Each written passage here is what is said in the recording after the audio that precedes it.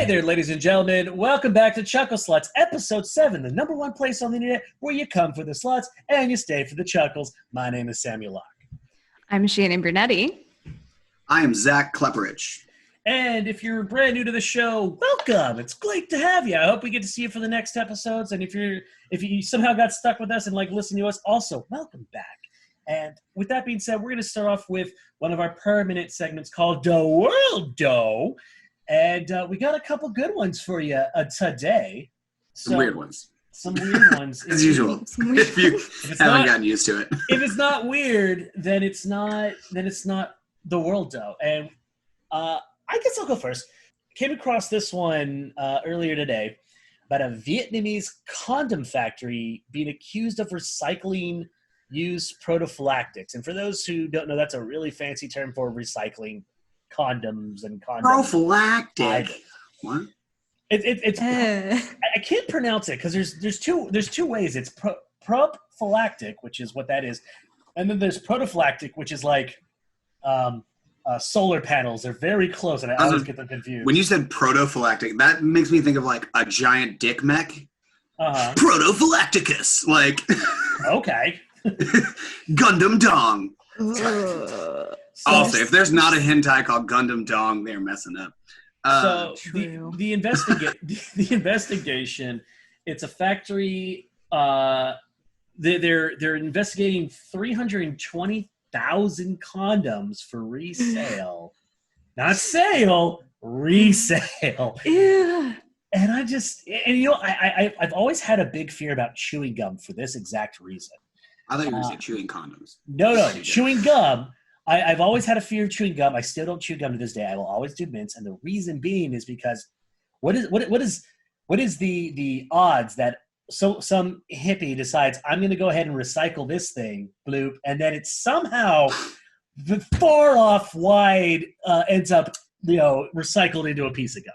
I know it's so dumb and completely irrational, but I think about this, and I think about it enough towards like, you know what?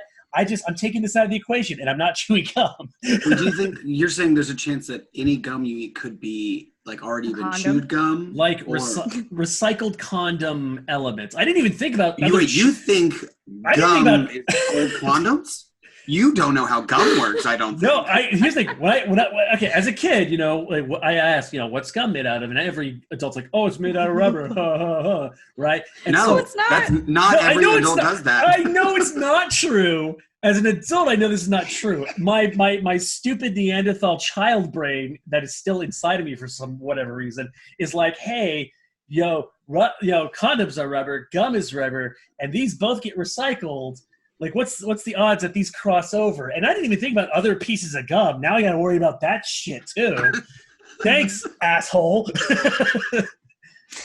I'm just disturbed by the whole fact that there could be people recycling condoms and how big freaking, I guess good for their environment, but, that's a huge biohazard. That's so gross. It's so gross. So you gave the point of origin of those condoms. Do we know where those, went? Like, did they ship out? Was it they gave, every condom at Walmart came from the Vietnamese, used dong factory? I don't know if anything went out, but the fact that they just discovered this thing, who knows how long this potentially went.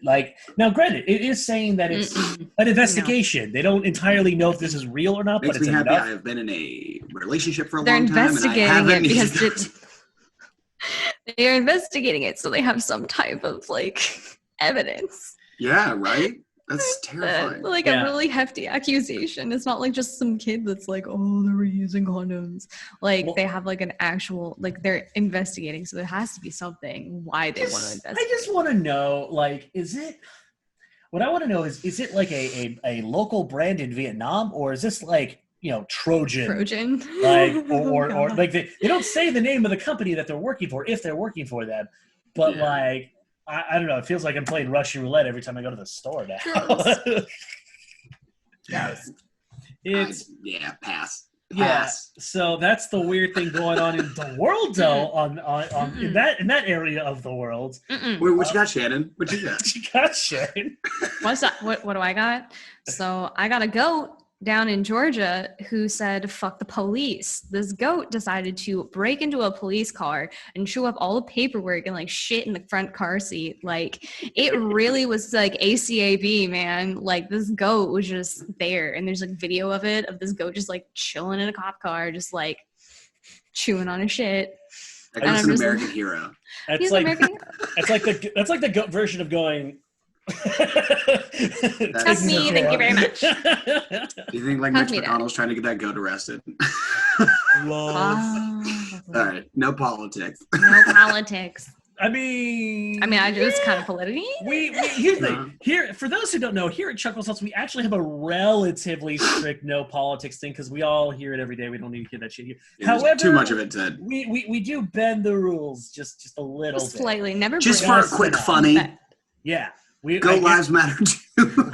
Goat lives matter. Jesus Christ. Goat lives matter, but I guess ultimately what we're trying to say is we don't really we're apolitical here for the most part. Yeah. I haven't slept in a while, dude. It's gonna be weird. Just so you know. It's okay. It's weird hours. I am excited about that goat though. I like that. And imagine the few people that like got a break from that. Like there might have been like some speeding tickets that'll never be turned in now because the goat ate all the speeding tickets.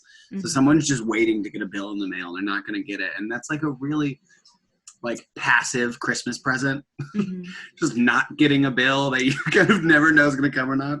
It was spooky Halloween goat bringing the great pumpkin gifts. I mean, they probably just shot him and planted a gun on him anyway. Oh. Not goatly. That was harder. That was more than what I did. Because it's Georgia. I didn't know it was Georgia. Yeah, for sure. No, if it's like the only reason I lived in Georgia. The only reason I say this is because there might be a slice of elemental truth to that. That is funny. I'm just saying that was a deeper cut than mine. But yeah. Anyway, those horns were coming right for me. Well, as usual, I'll dip into some more like tinfoil stuff for you. So I thought this was a joke. I thought this was like an Onion article because, you know, the world is falling apart. But there is a real photo that is circulating around the internet right now. It was in the cover of the Phoenix Times. Somebody, it was kind of a dusty like morning in Phoenix, and someone took a photo, and there's like a 20-foot shadowy figure that has like giant wings that looks like a fucking demon. They're standing in a neighborhood. Like, just Google Phoenix Devil, and it's terrifying. And they did all kinds of research. They looked up the photo. They tested it. That like it's a legit photo. A lot of people think maybe it's a weird like palm tree or something, but it's a nightmare. I'm pulling it up now. Phoenix Devil. Because and not only this, so a few weeks ago, a giant hole opened up in Serbia. In the Siberian tundra. And interestingly enough, unlike most sinkholes, this hole looks like it was an explosion from below. There's like a 50-foot wide hole that dips like deep into the crust of the fucking earth. And then a week later, a devil shows up in Phoenix. Oh, I see that face. Yeah, I do. I just pulled this shit up. What the actual fuck? It's a nightmare, right? Oh my god! Like I got goosebumps. Jesus. What is it? So okay, I'm trying to find. Like it is. It's definitely like okay. So it's on the PhoenixNewsTimes.com. Oh shit, that's terrible. Right. It's like, dude, that's that shit where like if you're like coming home drunk one night, you decide to walk home, you see that shit. That's that whole. This is where I die tonight. Like that's it. Ugh. I'm dying. God. Yeah. So of course I dove into this and like I was looking into it. I was spending all day in an airport. Spent a lot of time researching this, and yet there's like a whole sect of the internet that's like, this is a devil that came from the Siberian tundra through the crust of the earth and is now like here to destroy. There's a genuine fear pacing across Phoenix right now. Dude, I fear jack shit for the most part. Other than bugs, I don't fear jack shit. I look at this thing and I'm 180. I'm God. Y'all deal with that shit. Like people are like, it's a palm tree. That doesn't look like a fucking palm tree to me, bro. Like that. Like I don't have the armor class to fight that thing. Oh, absolutely not. Yeah, that's a CR-25 without a doubt. A solar, if you will, a fallen angel creature.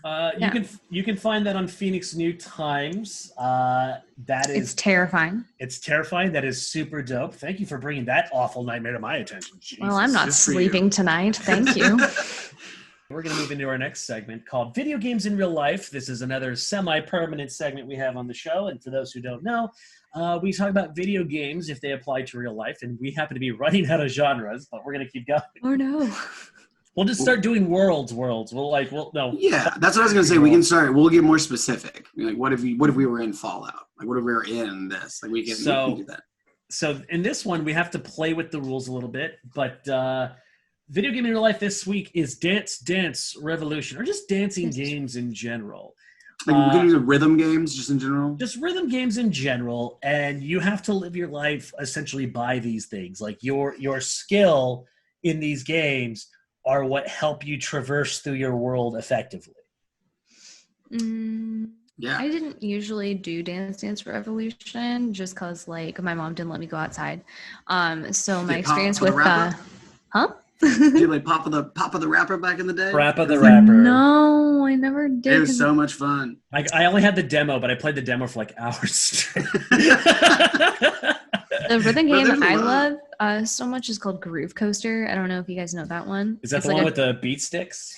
It's not the beat sticks. I mean, it's like little beat things in the arcade. You can also have it on your phone. I got super into this. It's a Japanese arcade game. I have this something called a Taito card where I could go to freaking arcades in Japan and like have my high score and just plug it in because I'm like super into this stupid game. But it's like music, and you're supposed to you're going down these like curly cues and like crazy designs, but you're supposed to hit it on the beats and like move the stuff, and it gets really super intense. So I love that shit. I think they're so much fun. There's a reason I picked this, and the reason I picked this particular one, it's very close to my heart. For those who don't know, and that's literally everyone, I love to dance. I love dancing. I don't know why. For me, I'm about it. Good at dancing? I'm actually very good at dancing. I don't like That is something I would have not guessed. I don't like people watching me dance, but I like dancing. And this comes back to Dance Dance Revolution. I was a big nerd back in the early 2000s, back when video games and anime got your ass kicked. Straight up. And one place during the summer, it was Gladys Video Games in San Bernardino, where I'm from. And they had a DDR game there for 25 cents a game, which is great back then. And I was like, cool. I jump on this thing, and I am just having stupid amounts of fun. And I decide I'm going to do this all summer. And I did. And I lost like 35 pounds at the time, which for me, that was incredible. But one thing is like people would like watch. And me as a person who's like invisible, I'm a generally invisible person. Even today, I'm still kind of generally an invisible person.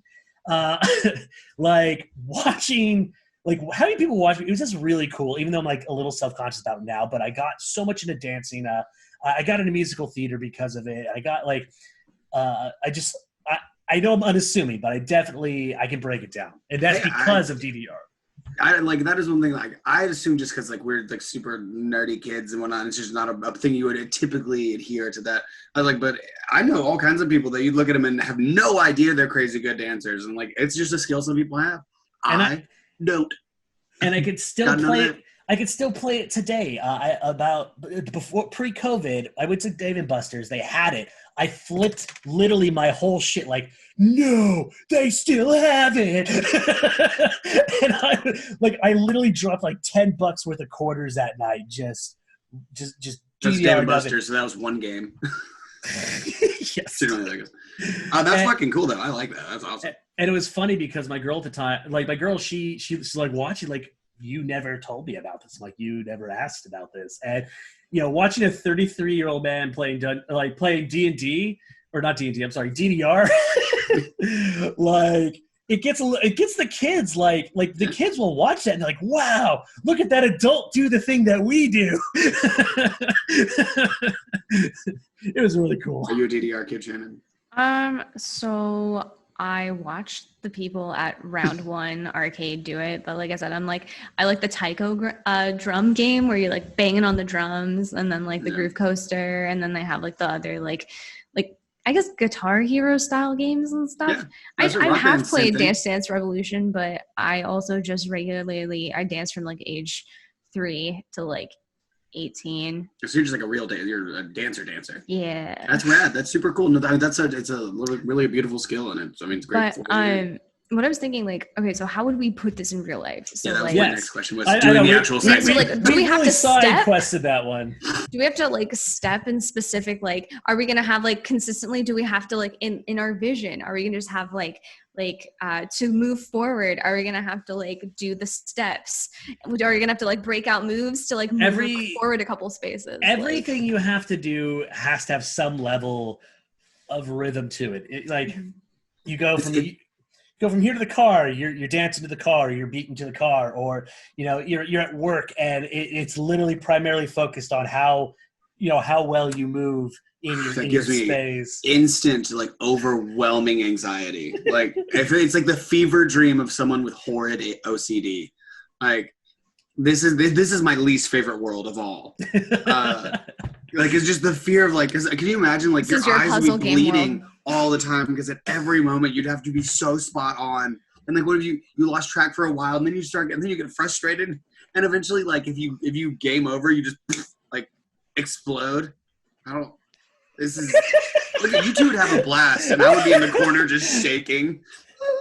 Da, da, da, da, da, da, da, da. Get it. This is the dancing segment of the podcast.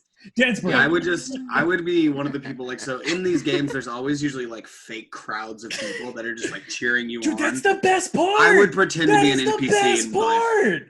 I would be a DDR NPC. Oh my God, people would just be cheering on you doing the stupidest things like you're brushing your teeth and everyone's like, yeah. Yeah, but what if you mess up? Like what if you like hit your lip and people are like, and then they're like, like that's terrible. That's so anxiety building. You'll never be able to sleep because everyone's just gonna be cheering while you sleep. Like no, and you're just like dancing your like sleep. You're just like maybe, or you just have to. It's like that's the negative side. You can't move during those times because like in rhythm games, if you hit it at the wrong time, it's also a negative point. So like if you don't sleep well, then you lose points in your sleep. You wake up, you're like, why am I negative 40,000? It's like, well, because I have insomnia. Shit, dude. Dude, we haven't even talked about like interpersonal relationships yet in regards to this dancing thing. Try fucking that way. That'd be terrible. Be a bad time. Talk about the shame in that one. You're telling me you don't put on music and have sex to the rhythm? You're a liar. It's people watching you. You're like sure, but people would be watching you and they would boo you if you like messed up. God damn. That's not even talking about like regular friendship stuff. Like, hey guys, what's up? Dude, your rhythm shit. Don't talk to me. I can't, like, no, absolutely not. I would lose. I wouldn't make it in this world. Like job interviews would just basically dance offs. That's all job interviews would be, just dance off, dance off. Like, honestly, the more I think about this world, the more it makes sense to me. Well, it's just because we both dance. I'm like, wow, that would be I'd get a job real easy in 2020 if I could dance off for a position. Stuff. The what? It's just like the mundane moments. Like you couldn't even eat like a bowl of Cheerios without being like, oosh, oosh. Like it had to be perfect. Well, it depends because if it depends on your beats per minute. If you're like doing it to a slow jam or like lo-fi hip hop, you're good. Like there's nothing that says I can't relax to lo-fi hip hop at home and just kind of groove out, so I don't have to like put so much energy and time into it. Lo-fi beats to eat cereal too. Lo-fi beats to eat cereal. That's the name of the title for today. It's not Gundam Dong. I'm sorry. Lo-fi, that's taking it. That's fair. I dig it. So okay, yeah. So we're gonna basically you all win that one, and I would be inept little like NPC kid or pretending to be an NPC. You hide from. Yeah, I'd be hiding from actually the no. universe. You could be you could be like the judge, the narrator, the hype man. I don't know what the host of DDR, but for the world. Okay, so I'm going to introduce one more aspect of this before we move on. Out of 10, would you live in this world? For me, 10 out of fucking 10. I'm so about this world. Would make me more active for sure. I don't know about the people watching me though. That's like a little bit weird, especially like for a bunch of weird personal stuff. I'd go with like an 8. Go with an 8. -80. Fucking never. Absolutely not. Take this world and go dance your way. I cannot do it. I couldn't do it. Lols. Because it requires you to be in like the spotlight all the time. You say you're like a ghost of a human. I would, if I could live in a cave with a bear alone forever, I'd live my best life. Tinfoil man in the cabin. Yes, tinfoil man in the cabin. Exactly. Down by the river. That's a lot. All right, so we have a new segment for all the boys, girls, and other genders listening today called Celebrity Character Sheets. And we've never done this before. We've never even practiced it before. I don't know if it's going to be any good, so we're going to give it a shot. The way this works is we're going to go ahead and pick a celebrity, and we're going to make a... Should it be a celebrity or a character? I thought this was for a character. No, we're going to pick a celebrity to make a character out of. Like, what do we think they would play if they were playing? I thought it was like we pick like Rambo, and then we design the character sheet of Rambo as like a character because it's already like an established like something that would be that because like that would be like a cool alternate if this one like I don't know bombs or something. Yeah. But I want to see if we can make it work this way. So give us a celebrity type. I'm gonna say Kanye West. A fucking wild mage sorcerer. I wanted to make this as hard as humanly possible in the first one because I figured the rest of them will be easier beyond this. No, I think this will be one of the easiest ones because Kanye West is such a giant personality and he's such a fucking nuts human, but he's very talented that like there's tons of stuff to work with. I could build 20 character sheets on Kanye West. I'm all about it. I see him as a like a bard priest, I think, or something very similar, because he does have a lot of like religious elements in his music, and obviously it makes sense for him to be a bard for obvious reasons. Plus, he doesn't. I wouldn't go priest. I would go bardlock. I would say he's a bard warlock because he's got like the insane, like even like a great old one warlock to where like. He's given himself to music. Like all his power comes from like the soul of music, and he has all these bard abilities. But he did it because he like sold his sanity to like the god of music. What about Druid?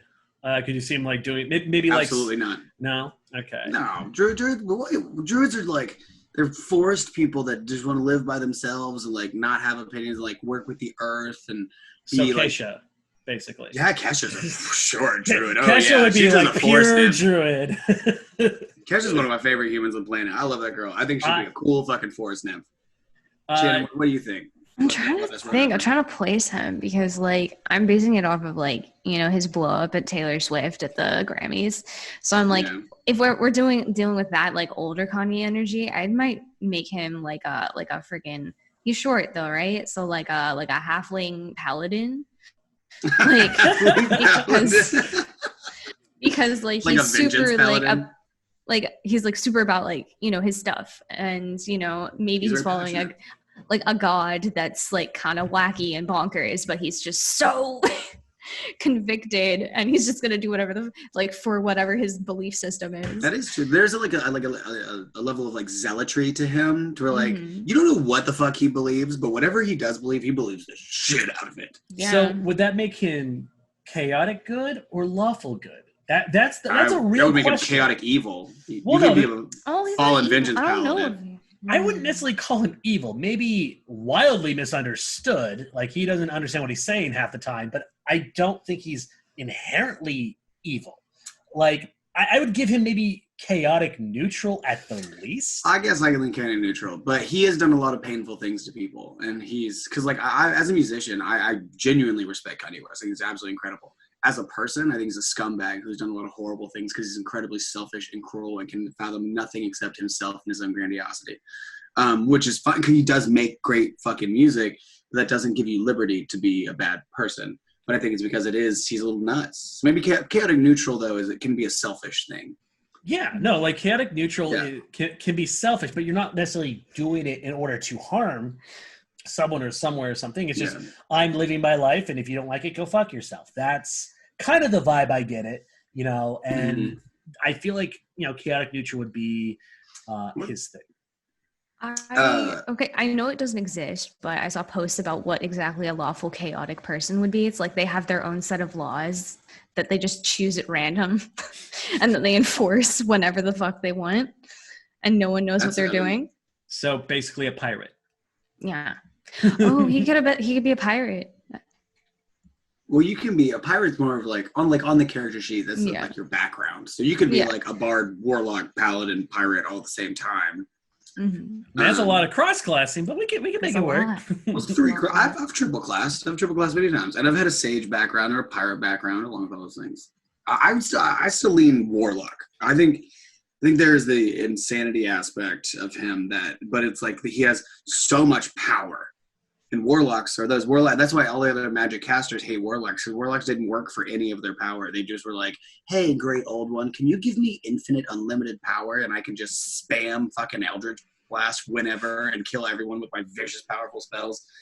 And I don't really want to earn it. Like, I would go warlock or paladin, like you said, because the zealotry. I like the paladin aspect. So basically, he's a warlock, paladin, bard.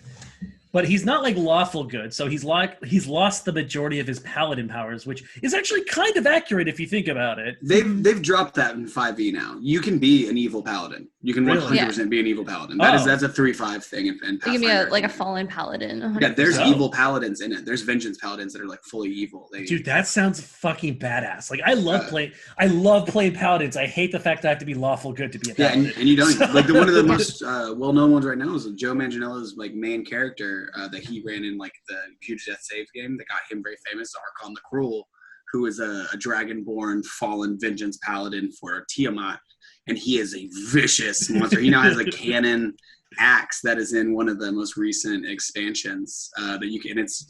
Joe Manganiello designed the axe for his character. Damn. And you can play with it now. It's on D&D Beyond. So cool. It's fucking rad. That's fucking awesome. That's so cool. Okay, so we have this warlock, insane warlock bard paladin.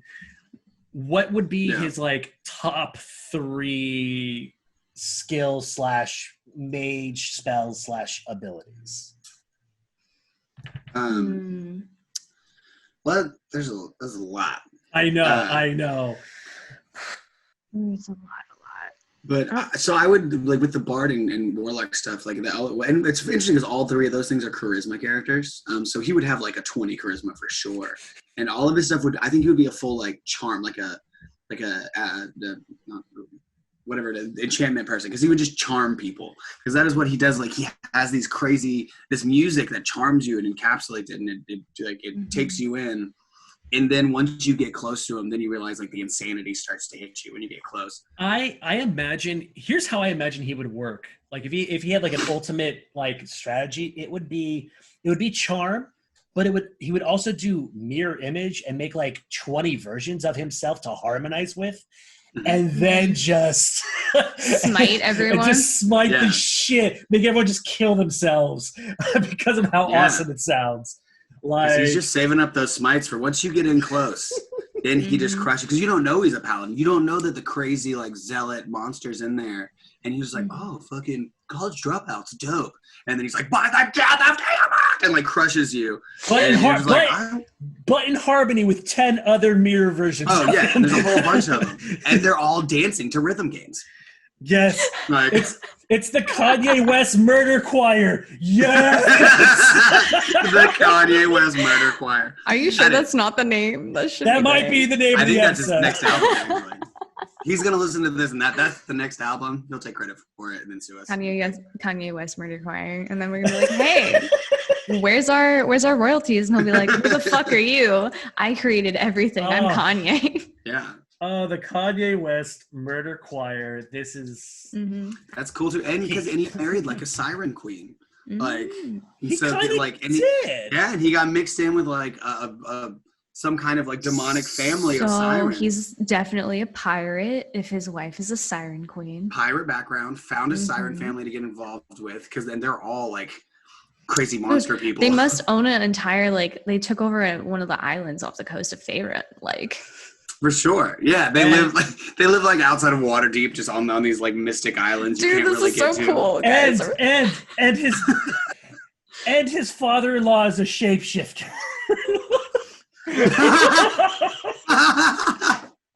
That's so funny. Yeah, like a tiefling shapeshifter. That's. But who runs the island though? The tieflings have like demonic blood, like the sirens do. And so, like, this whole family is like, they have like a mixed in with this family of like shifters and sirens.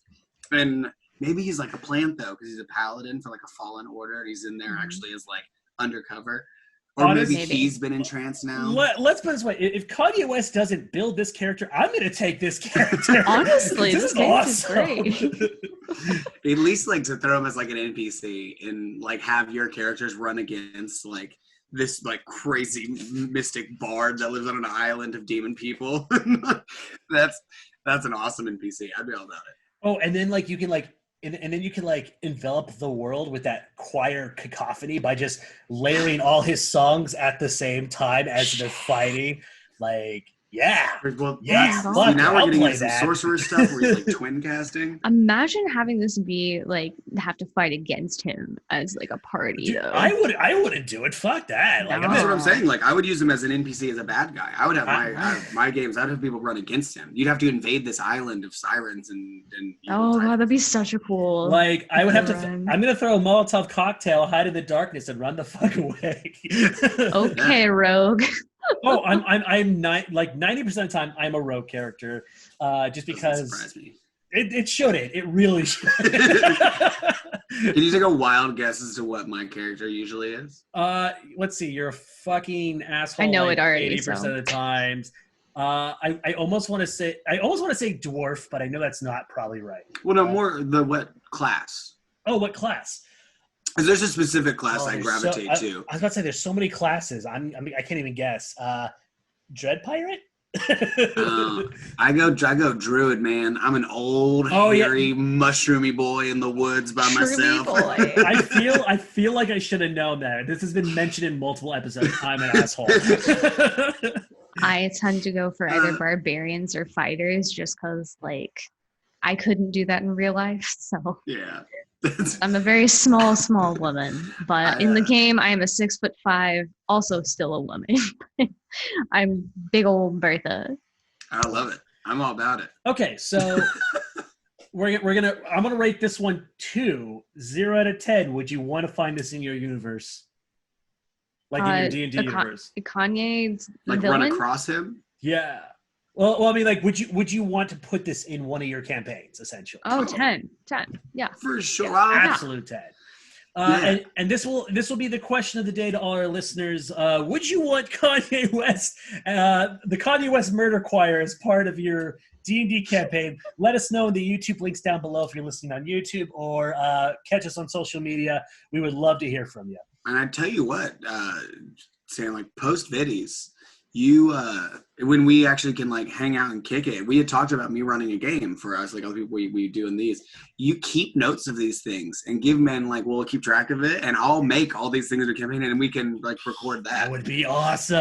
I will happily make you all run against crazy fucking bardic monster people on an evil island. That is an awesome one shot that I can put together. Super easy. Absolutely. And so if we keep notes, we can run these things, all these, because I can build anything on D&D Beyond for sure. I'll make them all that, make them real. One of the cool things I thought about making would be like a Sherlock Holmes based D&D game. I think that'd be really cool. Sure. Yeah. That'd be awesome. I mean, that's kind of the way like Call of Cthulhu works, though. I mean, it's more of like it's like mystery based. Have you ever played Call of Cthulhu? I have Arkham Horror that I haven't played yet because I don't have friends. It's very similar, but it's much more like there's this mystery about, and rather than like going and getting in all these fights, it's more about like trying to not go mad while you try to figure out what the bad thing is or what's going on or who's trying to kill you. It's pretty fucking cool. Gotcha. Well, this I think this might become a new permanent. I love this. The next- we're gonna move I on. Yeah. The next thing we got going is another new series or another new segment called Get Wrecked. And as cool as that sounds, this is actually about recommendations that we give to you, the viewer, for things that we have listened to, things we have watched, things we have read. And yeah, goodness. I'm gonna Shannon, we're gonna put you up on this one. Okay, so Get Wrecked. Have we talked about Carol and Tuesday on here? I think we did. We have. That was like the Me second and you episode. bonded over this. It's the moment I Yes. knew that I loved you was that you were like, oh yeah, Watanabe is one of my favorite people, and I really love Bebop and Carol and Tuesday, and I was like, oh my god, that's amazing. So I guess we don't need to talk about that again since I already talked about it. So If you when didn't we- listen to that episode though, Carol and Tuesday is one of the most fire anime ever made. And that's on Yeah. episode 2 or 3. Go watch it if you really care. But one of my favorite books was published, I think, back in the 1960s. It's actually given me a lot of like solace. I know 2020 is hard for everybody. It was a book my grandmother gave me. She passed this year, so like I've been rereading it multiple times. It's called The Last Unicorn by Peter S. Beagle. They had an animated movie that came out in the 80s, and America did the soundtrack for it. The movie is actually pretty cool. It was pre-Miyazaki. It was the studio that turned into Studio Ghibli that made this, awesome, the animated version. But the book is really interesting because while the movie is still kind of spooky, it's geared more towards kids. The book is kind of more like young adult to like adult. It's pretty short. It's a pretty short read, but it follows a unicorn who's the last of her kind, trying to figure out what happened to the unicorns, and she accidentally gets turned into a human. So it's an tale of like metamorphosis and realizing your place in the world, and also like an immortal being realizing what it means to be truly alive. And it's just a really powerful book for being so short. It's maybe like 200 pages. Like it's really I've been short. recommended that before, It's so but I've good. not heard it with that kind of passion, and now I really want to see that. I really want to read that. That sounds awesome. Yeah. That's my bag. I dig it. No, Get absolutely. wrecked. This is much more like get wrecked. Get wrecked. Unicorn. Unicorns. Let's see. I'm gonna recommend this one. This one's pretty much for the early Gen Z and Gen Alpha people who probably have never heard of this movie before. I know both of you probably have heard, maybe even seen the movie. And this is almost a hill I would die on, but I'm gonna put it here. Mystery Men. Mystery Men I haven't is seen that. okay. Great. This is for you then. What? It's so good. It is so good. It was okay. So this movie, it's got Ben Stiller, William H. Gacy, Joffrey Rush. No, Ooh. the guy who plays Captain Barbosa. There we Yeah, go. Jeffrey Rush. Yeah. So think of the And show. Kel.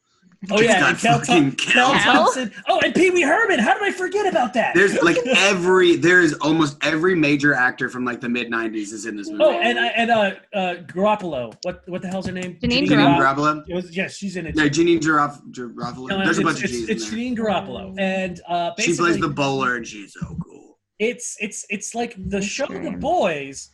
If it was 99? yeah, it's like the show The Boys if it was done on a weird budget with a weird script. And kind of with like a Batman and Robin kind of silly comic booky feel, like the Yeah. Schumacher Batman and Robin. Because it's ridiculous. Like it's a comedy. And it's kind of making fun of superheroes, but kind of takes itself seriously. Like it's like right dead set in the middle, and you're like, okay, this is like it's so funny, but also so serious, and it's brilliant because like these superheroes. One of the things they did that I love is they decided we're not going to have any superpowers that will actually kill anyone in the show. They're all non-lethal. In fact, they make it really clear nothing non-lethal is actually happening, and the way they made a workaround for that is just brilliant. Like a dude throws forks, and you have a bowler who's got like the dead head of her father encased in the bowling ball, and it's like a live spirit bowling ball. And Kel Thompson, he can turn invisible, but only if no one's watching. but only if no one's watching. The Pee Wee Herman is a fart monster, and it's so And good. Ben Stiller plays a rage part. He's a ticking time bomb of fury. Oh, and then he can get super strong, but only when he's really mad.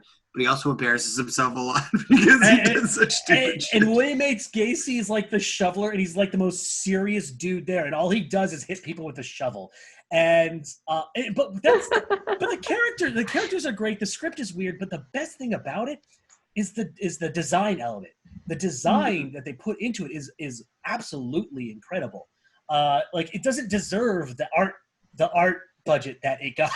It really doesn't. And it comes all together in such a weird and awesome way. It was panned by critics. Critics hated it. And the reason being is because it was just simply ahead of its time. If it came out today, it would be a fucking $100 million monster. Fun fact about that movie, there was actually supposed to be a sequel, and it didn't happen. That makes me sad. Because that movie is actually, what's funny, like 2 weeks ago, that movie was going to be my like Hill to Die On, or one of the segments. I had Mystery Men written down. Because it's so good. And it's definitely, a lot of people have not seen it, which is just a travesty. It's such a fucking travesty. We're all in the industry. Why don't we make the sequel?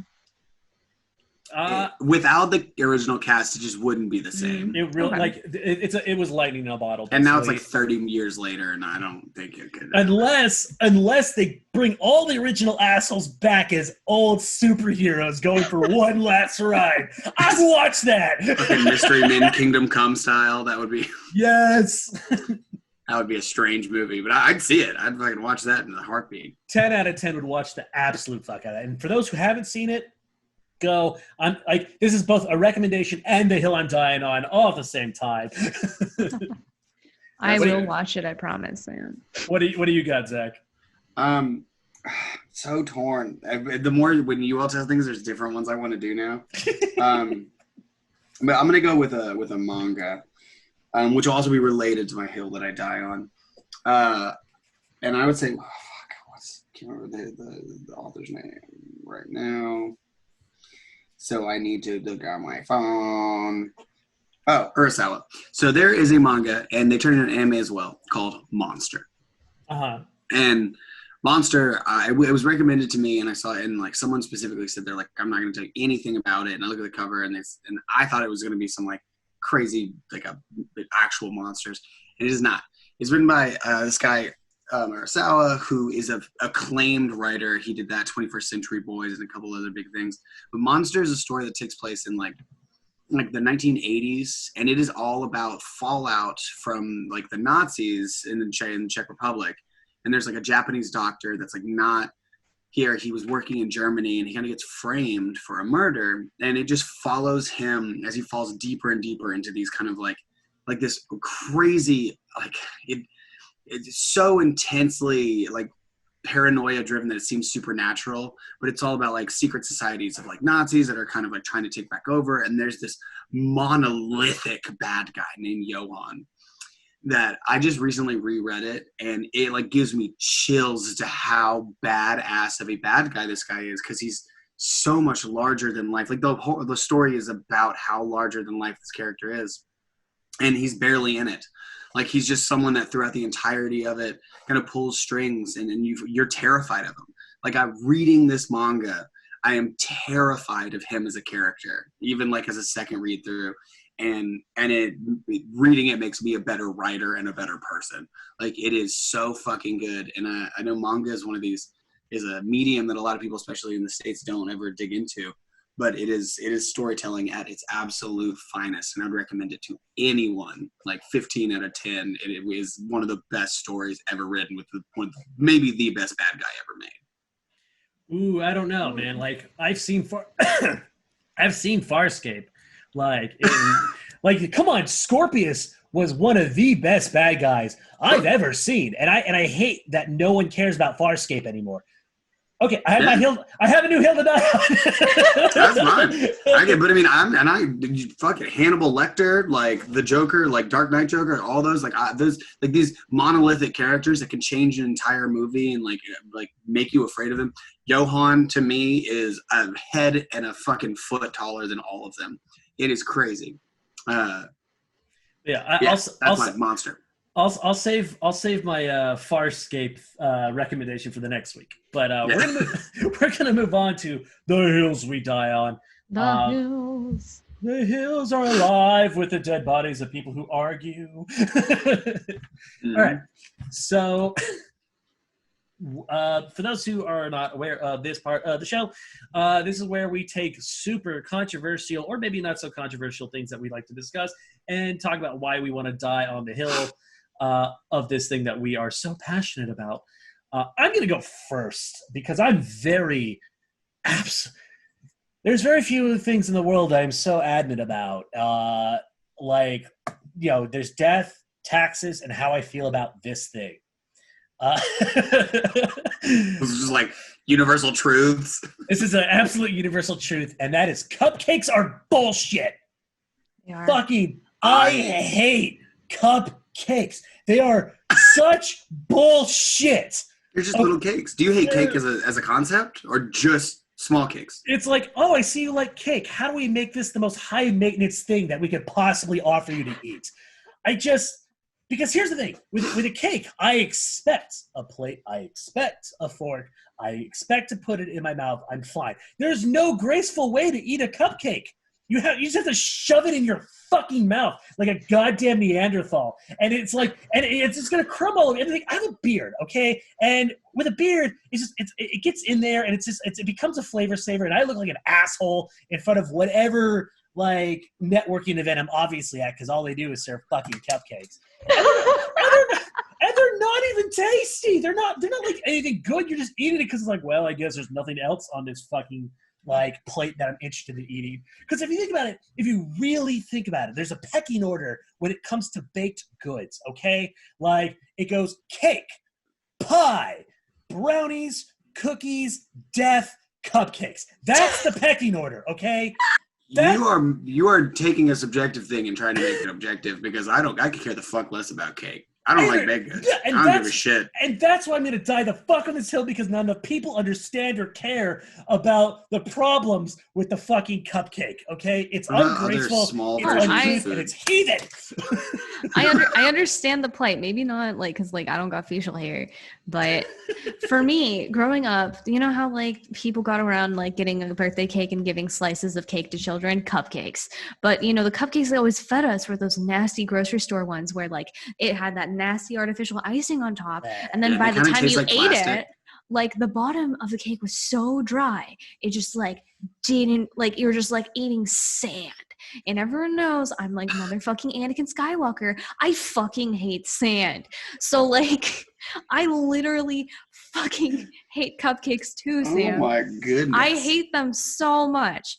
Like the only cupcakes that I've ever liked were the ones that are like this big that have no wrapping on them that you can just pop in your mouth like that fucking like the one biters. And those don't even count as cupcakes. I just think of those as like mini desserts. Because like the little tiny ones where you just go boop, dude, and you're fine. And they're never enough. And I know that there's people who are like, oh, look at my super high-end cupcake shop sprinkles and bullshit. And it's like this, it's this thing, and it like stacks up. I don't care for it to stack. If you were to expand it and make it like a big cupcake, that's different. We can talk about that. But to just stack up like a goddamn like confectionery skyscraper, no, I can't eat this thing. Do you hate like all small versions of food though? Like, do you get pissed when someone hands you a clementine because you're like, this isn't an orange? No, I'm okay with other tiny things. I could do tiny cookies. I could do tiny pies. They're called tarts. I'm okay with tarts. That's fine. You sound like a tart right now.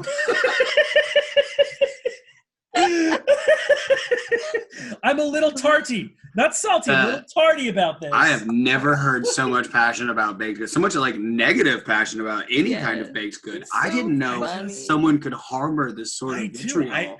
I know this is like a weird flour and sugar. It's a weird hill to die on. But I will literally dig my own fucking grave, allow you to shoot me, push me into this bitch. I'm dying and getting buried on this fucking hill. I believe it. I think if I bring you a cupcake, you'd kill me on the hill. Like that's how crazy you sound right now. I like this. Bury me, piss on the goddamn tombstone, and tap dance on my fucking grave. But I will stand by this statement. I know I've taken up a lot of time talking about this, so someone else go. I guess I'll go. Okay, so people who know me know that I cook a lot. I love cooking, but like I don't know all the recipes by heart. So I like to look them up on the fucking internet. And I fucking hate it when you find that perfect recipe, but you have to scroll through 90 fucking pages about people's wives. No, husbands and children's and farms. And, back when I was born in like December of fucking 1985, blah, blah, blah.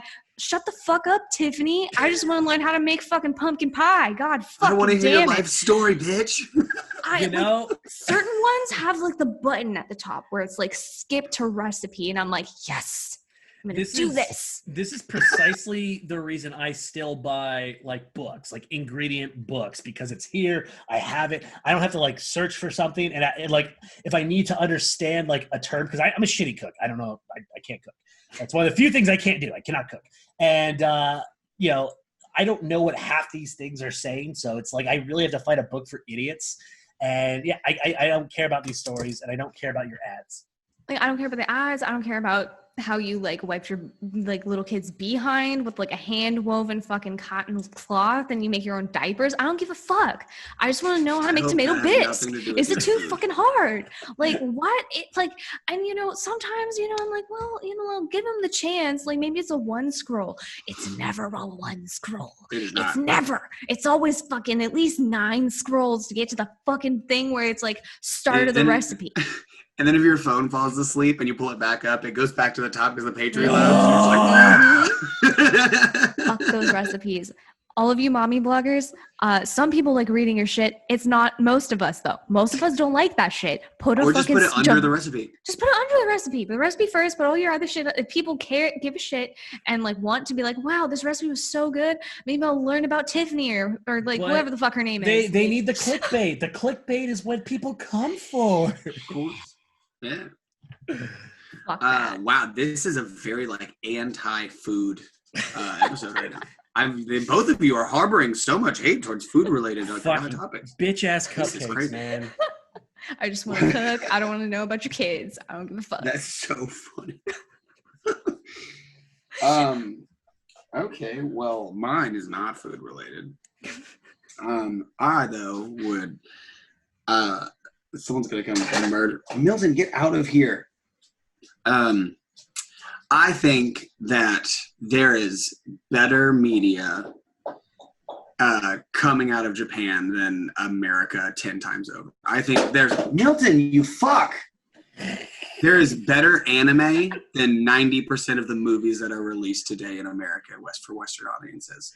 And I think that it is an underappreciated subject. And I think both manga and traditional style anime is both misrepresented and misunderstood in Western culture because people are afraid of like things they don't understand. And traditionally there's an anti-Asian sort of everything in America in a lot of ways. And if people would open their fucking eyes and just like watch things and like read actual great storytelling, they could understand that there is just so much priceless media that is lost to Western audiences because people won't take a chance. But holy shit, are there some amazing stories that come out of the East?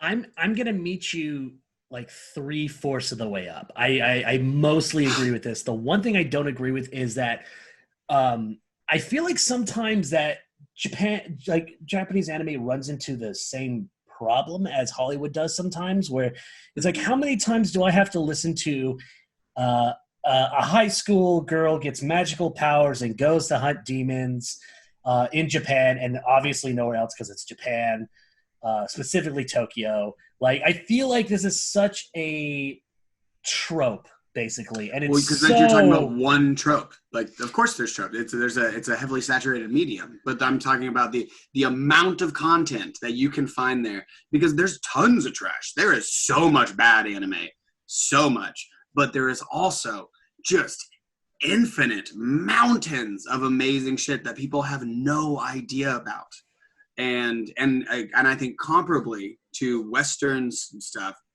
Like, it's just better. Like, there's just more better content there than it comes out now. Like, because there's just so much bad shit. And, like, there's so many Netflix shows that should have never been fucking created.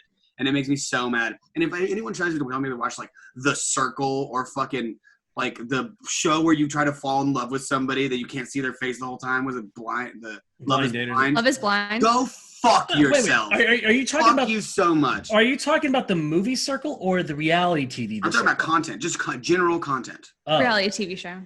Okay. Yeah, Love is Blind. The reality TV show. Because there's a movie called The Circle, and that was kind of amazing. Where it's I was talking about the reality show. Okay. The Netflix is like in the last like several years the terrible fucking reality content. They've had this weird binge on like weird sexualized reality TV that makes no sense.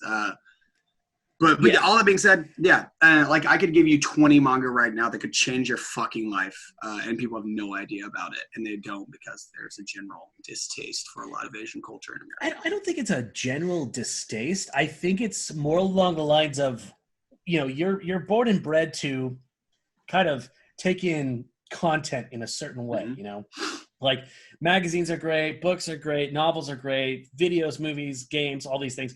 Manga is one of the few mediums that I think is still trying to pick up steam. It's not so much as that people shit on like it. in America only, or okay, well, good, because I was like, because in Japan, like general. Manga, every single day people go to their shops and get their manga that comes out. Like it is a part of the culture, and that is the difference of it. Is like here, comic books for so long were like comics are for kids, blah blah blah, and they were kiddie and often poorly done, and it's people expect like.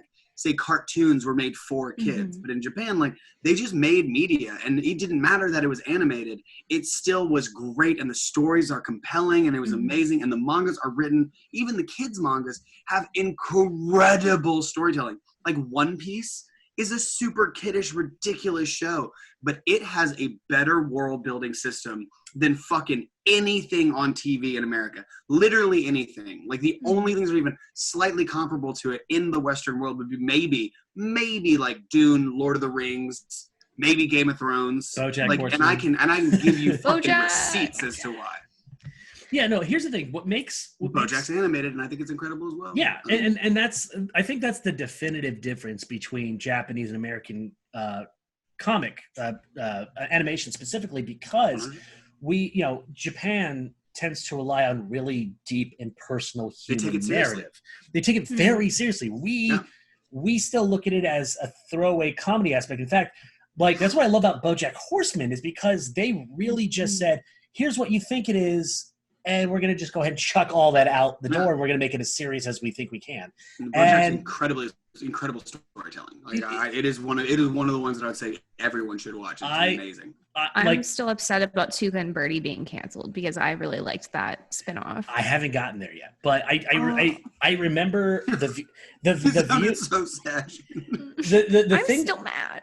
What solidified BoJack for me for time and all eternity is the second to last episode, View from Halfway Down. I have seen this episode, and I don't do this. I do not do this because there's so many things to watch.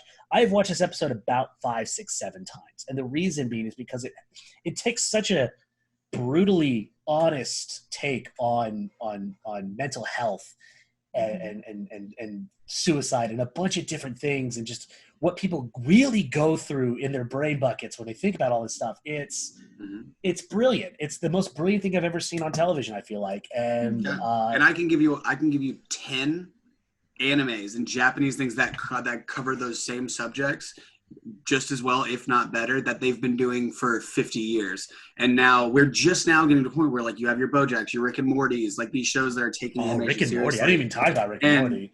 And that's what I'm saying though, is like we're just not getting to the point where people can kind of take it seriously. But like in Japan, they've been doing this fucking forever. Like I can still say this, like Carol and Tuesday, there is a point where there's a pop star girl who's like trans mother ends up getting killed, and you watch a girl have a drug-infused breakdown on stage while trying to sing a song, and literally collapses and goes to the hospital, almost dies trying to kill herself. Like, and I have watched that episode so many times because I had a lot of unfortunate like suicide. What is this? Carol on Tuesday? Carol on Tuesday.